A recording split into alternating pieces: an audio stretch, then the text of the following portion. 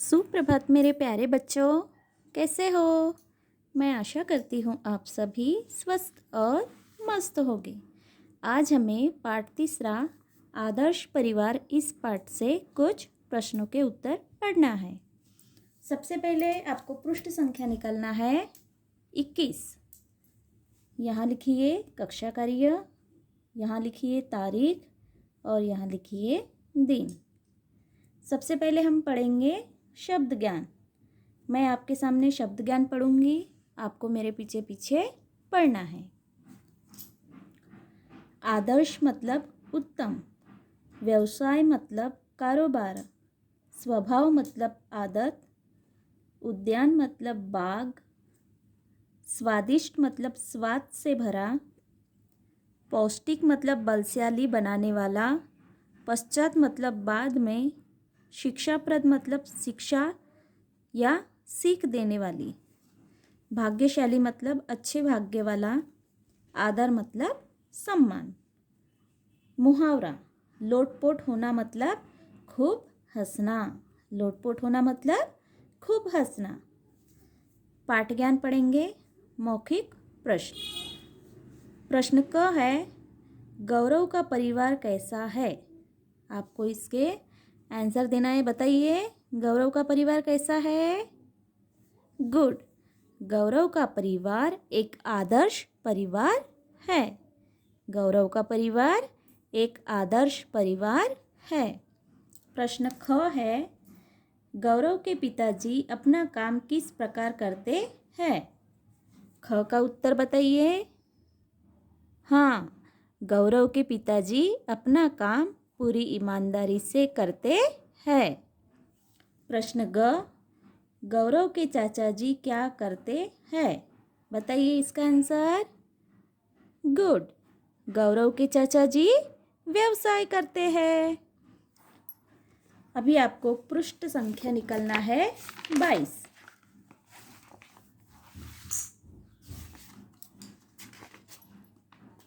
अब हमें पृष्ठ संख्या निकालना है 22। लिखित प्रश्न पहला, लघु उत्तरीय प्रश्न। प्रश्न क है, गौरव की माँ का स्वभाव कैसा है? आपको इसका आंसर लिखना है। मैंने जैसे लिखी हूँ वैसे ही आपको इसका आंसर लिखना है। गौरव की माँ का स्वभाव बहुत अच्छा है। इस तरह से फुल स्टॉप देना है। गौरव की माँ का स्वभाव बहुत अच्छा है। प्रश्न क का उत्तर। प्रश्न ख, संध्या समय बच्चे किसके साथ उद्यान जाते हैं? ख का उत्तर है, संध्या समय बच्चे अपने दादाजी के साथ उद्यान जाते हैं। प्रश्न ग, गौरव के परिवार के सदस्य सगे संबंधियों से कब मिलते हैं? आपको इसका उत्तर लिखना है। गौरव के परिवार के सदस्य सगे संबंधियों से सभी मुख्य त्योहारों पर मिलते हैं। इस तरह से आपको आंसर लिखना है। अब देखिए प्रश्न तीसरा, उचित शब्द चुनकर रिक्त स्थान भरिए। प्रश्न क, गौरव का परिवार है। आपको इसमें से उचित शब्द यहाँ लिखना है। क्या आएगा? संयुक्त। इस तरह से आपको लिखना है, संयुक्त परिवार। प्रश्न ख, सब सदस्य से रहते हैं। क्या आएगा इसमें? प्रेम। सब सदस्य प्रेम से रहते हैं। ग, बच्चों को अच्छी दी जाती है। शिक्षा। बच्चों को अच्छी शिक्षा दी जाती है। घ, प्रातःकाल दादाजी बच्चों को सैर के लिए ले जाते हैं। हमें यहाँ शब्द यहाँ लिखना है। प्रातःकाल दादाजी बच्चों को सैर के लिए ले जाते हैं। इस तरीके से आपको बुक में लिखना है। अब पृष्ठ संख्या निकालिए 23।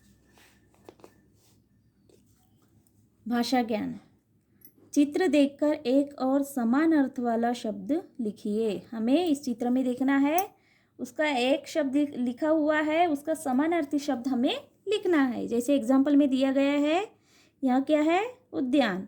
और उद्यान का और समानार्थी शब्द क्या होता है? बगीचा। अब हमें यहाँ चित्र पहचानना है, किसका चित्र है ये? पेड़। यहाँ पे लिखा हुआ है पेड़। अब पेड़ का समानार्थी शब्द क्या आता है? वृक्ष। आपको इस तरह से लिखना है, वृक्ष।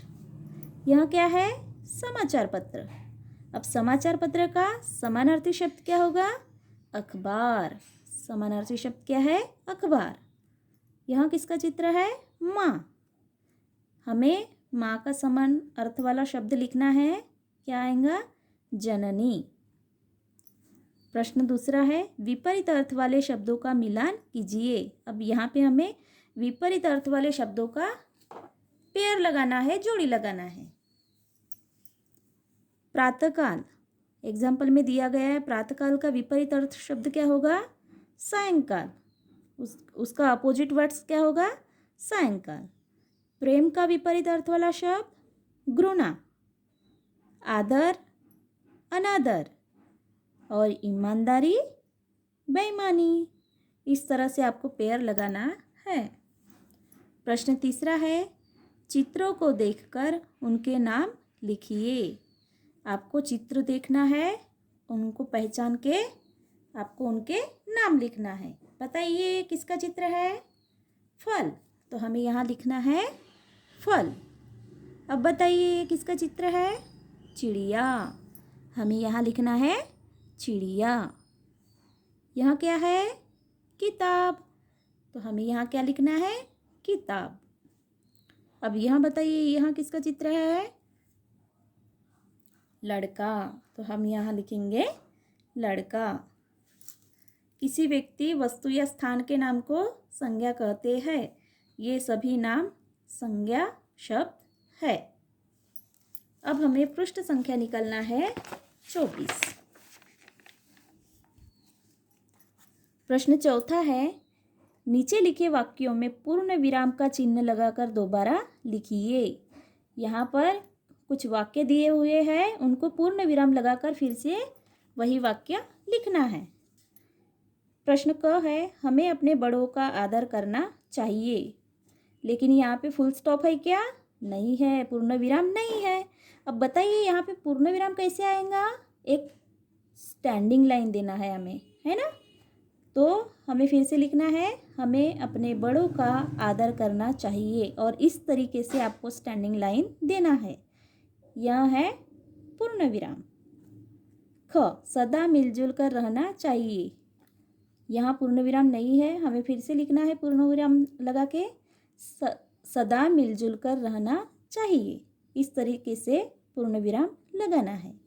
जब वाक्य पूर्ण हो जाता है, अर्थात एक बात पूरी हो जाती है, तब तो अंत में पूर्ण विराम इस तरीके से चिन्ह लगाया जाता है। हमने लगाया ऐसा चिन्ह? सभी ने लगाए?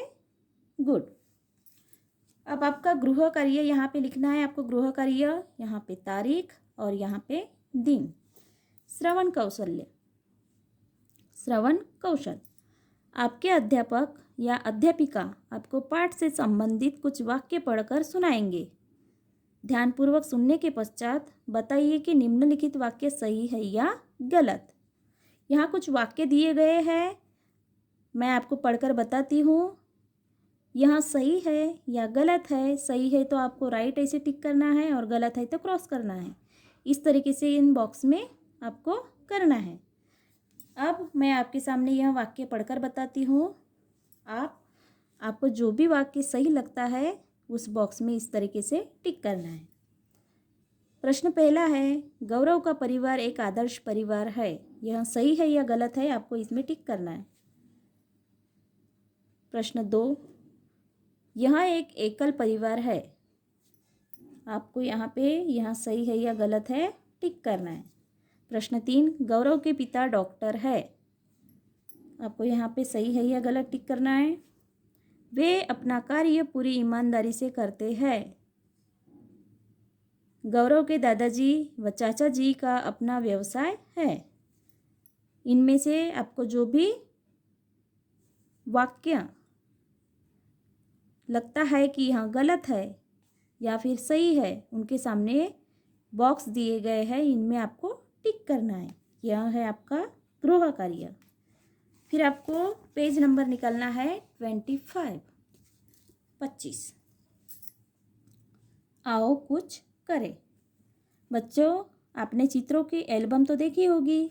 ऐसी एक एल्बम बनाइए जिसमें अपने परिवार के सभी सदस्यों के चित्र लगाकर संबंध भी लिखिए। अब आपको क्या करना है, आपकी जितनी भी बड़ी फैमिली है, जैसे दादाजी है, दादी जी है, चाचा जी है, चाची जी है, उनके बच्चे हैं, तो आपको आपके फैमिली के सभी की पास फ़ोटो यहाँ पर लगाना है। सबसे पहले दादा दादी की पास फ़ोटो लगाना है। दादाजी की पास फ़ोटो लगाते हो, उसके नीचे आपको लिखना है संबंध। वे आपके कौन लगते हैं, तो उसके नीचे आपको लिखना है दादाजी। यहाँ लगाते हो दादाजी की दादी जी की फ़ोटो, तो आपको उस फोटो के नीचे लगाना है लिखना है दादी जी।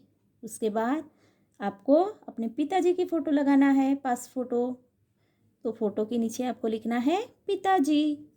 फिर आप अपने माताजी की फ़ोटो लगाएंगे, उसके नीचे आपको लिखना है माताजी। फिर आपके भाई होंगे या फिर बहन होंगी, उनकी फ़ोटो लगाना है। जैसे एग्जांपल में है कि आपने अपने भाई की फ़ोटो लगाए है, तो फिर वहाँ उस फ़ोटो के नीचे लिखना है भैया।